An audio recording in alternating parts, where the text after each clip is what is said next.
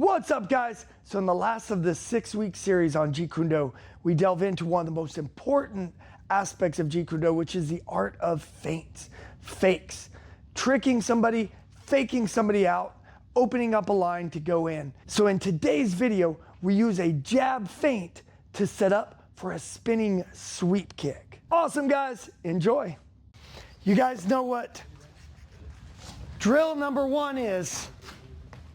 Stick a glove on the floor, footwork, moving around. I'll tell you when to bring in the head movement. I'll tell you when to switch it to footwork and hand movement. Everybody is southpaw. Everybody is southpaw, the best paw. I'm going to flash either lead straight, boom, and we'll go ahead and go straight right into the cross. So it's 1-2 or 1-2, okay? So we move around, I flash, pa-pa, or pa-pa. Good. Now I'm going to give you a little extra on this drill. Last week we were talking about the importance of angling. And when I throw this, most of the time the other person's going to be orthodox, right? Go ahead and go orthodox for me. Rather than coming straight in, and if you've played with this in sparring, you might have had this experience, because I didn't want to throw too much at you guys, but there is one weakness in this drive in, and that is the moment I come in, stick your jab out. Boom. Has that happened to anybody yet that's tried this in sparring? Yeah, you run right into it. When you do this, operate with that in mind. Watch what I do. Throw your jab out. There. See that? So watch this. Boom. Look at that. And the beauty is I've also taken myself farther away from that cross. If he were to throw the cross, it's kind of in an awkward place. And he's probably, he's going to throw it there if he's got more motor set. He's aiming for where my head was. But even if he did have the wherewithal to pivot, or not pivot, but like punch, boom, he's having to go over his shoulder. Basically, there's a reason we don't hold mitts right here. It's hard to get power punching over your shoulder. Okay, so when I do these movements, I want to sort of push off line. Okay, we'll both be southpaw. So when I flash this, he's just going to kind of push off. Yeah, when I flash that, boom. So he's coming in, but slightly at an angle. Let's jump to week 2, where we dealt with kick defense. All right, we'll see if he knows what. See if he can read my mind as to what drill we're about to do. Jab. Jab. Yeah. So I'm going to try and slap that leg. He's just going to pike it back. Okay? So your butt pulls your leg. Just like that. Now I have 3 jabs to go after. So I can either do it on the first one, jab. Oh, I can do it on the second one. Or I can do it on the third one. Or the first one. Just kidding. Okay, if you get tagged, give me a burpee. We'll just do one side for this again. So, we're here in our stance. I'm going to dangle this leg. He throws that rear leg round kick, I pike it back. He throws it again, I pike it back. He throws it again, and I cut kick the leg right there. So remember, the first thing that moves is your back leg, and it steps sideways. Don't go straight in. You need to cut that angle. Kick. Okay? Then I'll kick at him. So he pikes, whoa. He pikes, whoa. He cut kicks. Wow, good. All right, guys, let the games begin. Now we're going to look at dealing with punches. We're going to do the pendulum jab drill. So I'm going to punch at him. He's going to pull. Now, I still want the lead hand low, okay? So he's just going to pull. Because remember, we're baiting him in with that lead hand low. So I jab, he pulls. He jabs at me, I pull, and then he's going to hold that glove open, and there's my final punch. Okay, and we'll just go one side to start. So it goes 1, 2, 3. And every once in a while I do a nice guy check. I'll show you what that is. 1, oh, see, it gave me a nice guy check. All right, and I touched them. So yeah, if you're doing your partner a disservice if you do this, okay? Because you want the punch to like scratch the hairs of your chinny chin chin. So you don't want to so if he doesn't have to move, he shouldn't move. You want to make them almost touch. Okay, so it's 1, 2, 3. And then when I say switch, then it's the opposite. He'll punch 1, 2, 3. That's okay. Awesome. All right, guys, pendulum jabs. So this time we will go left versus right. So I'm here, my hands are low, I'm baiting that jab in. Sometimes I even stick my chin out a little bit to get it. So yeah, I'm here, he throws that jab, pull. Good, he might be thinking, okay, I just gotta reach a little bit more. Oh, good. He's thinking, just gotta reach a little bit more. Wow, there's my shot. And then I'm on the outside, right there, okay? So now we switch leads. So I punch at him, he dangles that hand right there. I throw my jab, home. Throw that jab, home. He's just gonna hit my chest. I throw that jab, boom, there's the shot. Make sure you step your foot to the outside or else you won't have the line to go in the middle. So there's the shot. Awesome, guys. Okay, so now we're on to week 4, which is trapping hands. So I'm gonna give you the one I use the most. Again, anybody that's sparred me has had me do this. We're going to add a piece to it, and that is a jab cross as a reset. So it's gonna look like this. He'll hold the jab cross for me. I'll go jab cross, okay? Then he's just gonna put his guard up. Now the trap requires his guard to be a little bit out, okay? If he's like this, then the trap's not there, and you do something else. I'm going to step this way. As I do, I scoop in with this hand like that, and there's my shot. So I'll go 2 more times. So jab cross, pop, pop, and then he sets the guard. I go whop. There, 1 more time. Jab cross, whop, right there. Wah! In fact, if you know that, you can add it in too. Okay. It is tricky, but you do want to try and turn it as close into a 1 move than a 2 move, and I'll show you what I mean. So when I do this, I ideally don't do this. 1, 2, because he'll already be fighting to get his hand back or to move. I want to try and make them 1 movement. 1. It doesn't always work quite that way, but it should be like 1.25. I don't know if that makes, like maybe not 1.5 beats, but 1.25 beats. So I want to have it be whop there, okay? So week 5, we're talking about creating angles. And we looked at how the center line principle is sort of the like central piece that you draw all of this around. Now when I throw, if I want to get an angle on him, what I can do is I can use my left lead to shift into a right lead. So I come in, I throw this kick to his leg. This is called a pendulum because my feet are essentially going bonk, okay? So I pendulum, and now watch this. I use his leg to push off of, whoa, wada. Now look at what lead I'm in, southpaw. Can I put you on this side? So I'm here, I come in with that lead leg, boom, whoa. A lot of times, people don't realize you've just switched leads when you do this. That's one of the things I love about it, is it's kind of hidden. And so people are reacting to the opposite punch that you're throwing, because when I go here, they're thinking I'm like this. So they're thinking they have to worry about this hand.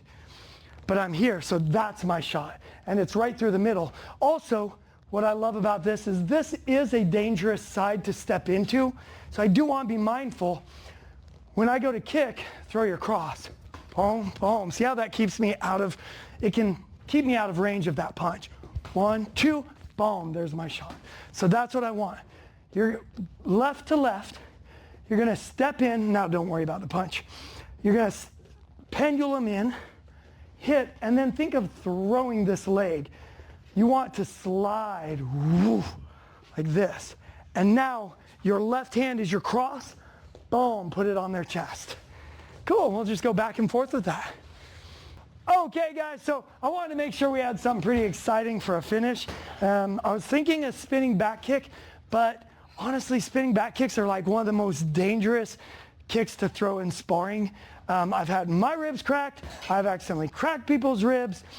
We've even just done drills where we're hitting the pads and we both have to kind of take a break because you can feel the power through the pads so much. And if you do it right, it's also the one that I've hurt myself the most on, hitting the bags, because if you land wrong, you can either like squish your foot or hyperextend your knee if you miss. And I have also, I don't know if I've done this, but I've seen it done where somebody misses the kick, don't move, and they go, ka-ching, right in the junk. So I'm gonna change the kick, but we're gonna keep the essence. Basically, all spin kicks are kind of the same. They're just, you're going to different targets. So we're gonna do what's called like a spinning sweep kick, or wheel kick is sometimes called. There's a slight difference between this and a heel hook kick, but you could also call it a heel hook kick. We'll do paddles. So let's start by just practicing the kick. Let's take the gloves off and grab a paddle between the two of you. So one paddle for two people. So I like to hold this in my front arm. It doesn't matter which leg you put in front for this, but I tend to hold it in my front arm. Gives me a little more distance between my head and the target that they're kicking at. So keep that in mind. Also, if you can't reach the head, that's okay. Just start down here for now. Who knows, maybe you get in a fight with a 5th grader and you know, that's the perfect spot. So, and then finally, make sure you tilt it up, or if somebody really can't go that high, tilt it down.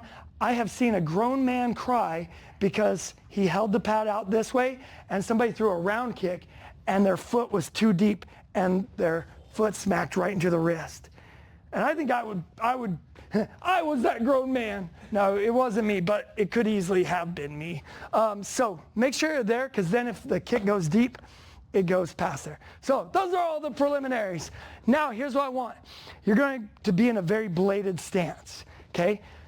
If you're in a wide base, you won't be able to do this. In fact, if you're in a wide base, you would have to step, which you could fake a hook and get stepped over, but now you're in a bladed or even a little bit more than. But it's perfect. Let me have you take a half step back. I got right on center camera. So it's perfect from this Jeet Kune Do stance because my feet don't really need to step over the line. They're pretty narrow already. Jeet Kune Do stance isn't exactly bladed, meaning it's not like I'm on a tightrope here. It's a little bit wider, but not so wide that I can't make this work. All I'm going to do is push off my back foot, turn my front foot, and get my head around here, and then just let my foot spin around. Now, there are a lot of techniques where there's the right way to do it for sparring because it doesn't kill your partner, and the right way to do it for the street because it might kill your partner or your opponent. Let's do the sparring one because knowing a technique isn't that useful if you can't pull it off in sparring. So I like to start with how to do it safely in sparring. What I want you to do is point your toes and you're gonna slap with the bottom of your foot. If I wanted to really like cause damage, I would want to hit with the back of my heel. But this is more like a slap. You just kind of slap your partner. So I'm here. I'm not going to step first. Right from where I'm at, my back foot pushes off the ground. My front foot is a swivel and I swing there. Okay, go a tiny bit higher. Yeah. Boom, good. All right, one more. Boom, there. All right, if you start, do 3 and 3 or 5 and 5 because I can already feel myself getting dizzy. So do that so that way you got a little time to recoup. And if you do find yourself getting dizzy, just practice the second half. Just go to here and just practice swinging that leg up. So I just pick it straight up off the ground. Swing it like a wheel. That's why it's called a wheel kick. So some people call it a wheel kick. Is you just swing it like a big wheel. All right, back and forth. Here's the main way that I use spin kicks. My favorite trap to set. I will try and get him up against a wall, like against the bags back there, or against the ropes, somewhere where he only has 3 options. He can either stand there and take it while I get to pick my shots, or he's going to need to escape this way or escape that way. And what I like to do is I try and cut off one side so that I open a door on the other for him to step through. So what that might look like is I get him against the wall, I start barreling these kicks. Boom, yes, swinging even haymakers. Everything to say, you don't want to go this way. And then if I get the sense, all right, he's getting ready to go that way, as soon as he starts to go on my attack, yes, whop, there's my shot. Do I use that a lot? Yeah. Anytime I get somebody to where you guys, anytime I get someone where I know they have to go right or left, I try and say, yeah, let's not go this way. Good. And then I bait them to go that way. They step, wow, there's my shot. Okay? Which actually, usually it's this. Do it again. Wow. Usually a spinning back kick, but we'll take the spinning wheel kick. It's awesome to have different options, because then how can they don't know which one you're going to go with. Sometimes you go up to a head, sometimes you go to a body, they don't know. So, or it could even be here, whop, spinning back fist. We'll make it a reaction drill. Give me your on guard position. I'll go left lead. Good. And when I step, that's going to be his signal to spin. So right here, I'm waiting. He doesn't know when. And then I step. Boom. Good. I'll just bring it down here just for now. Boom. Yes. And he's just hitting the back of the glove. Don't use this one because it'll hit your hand. Use this one. Boom. So notice I'm changing up the timing. I don't want him to know when I'm going to step, okay? So we'll call that a, see? Trickery. Okay, so one side, you're there, count to 5 and then go. Count to 3, then go. Count to 4, then go. So they never know when you're gonna go. Okay, guys, so now the last part of the drill. What's up, Lyle? So last drill, he gives me his fighting stance. We'll go left to right. So, and we're cutting out a little excerpt of a scenario. Let's say that I've been closing off this side. Maybe I've been going jab, kick, okay? Jab, body kick, whatever. But I'm telling him this is where danger is. Now here's what I want you to do. You're gonna go jab, he's gonna just cover, boom. Jab, he's gonna cover. And now I know that he's wanting to go this way, so I'm going to fake and just kind of stick like I'm going this way. I can still put my hand in front of his face. I've got to hide this foot. So he steps, whoa. And the beauty is you don't even have to go that far around, because he's already going half the distance for you. So now we'll switch stance, you do it. So he comes in with the jab, boom. Jab, boom. Now he fakes the jab, I come around, boom. Good, then my turn, I'll go one more. So I go 1, 2, wow. There we go, cool. All right, guys, back and forth. Everybody's favorite part is the sparring. We're over time, but we'll do 3 1-minute rounds. 3 1-minute rounds and call it a day.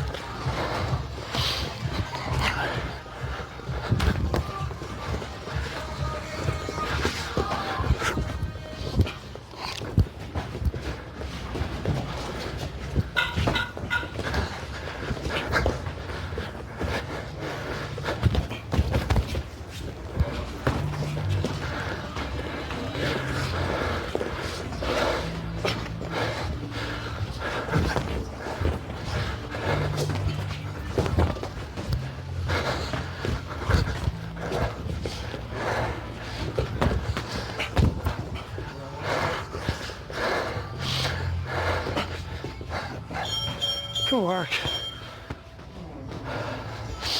All right, tough gloves, let's do it.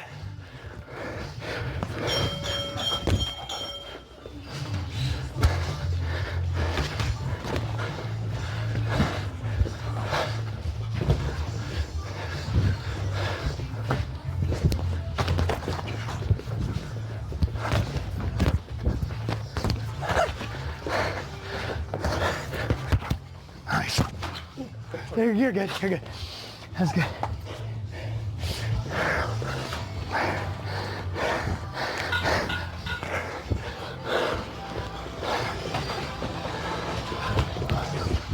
Hold side.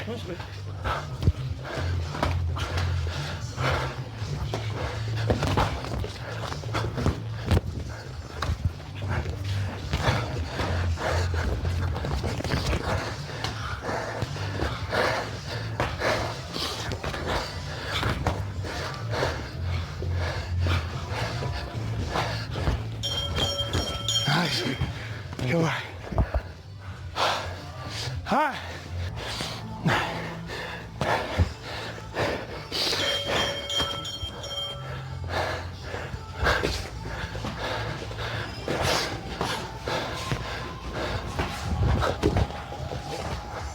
You're good.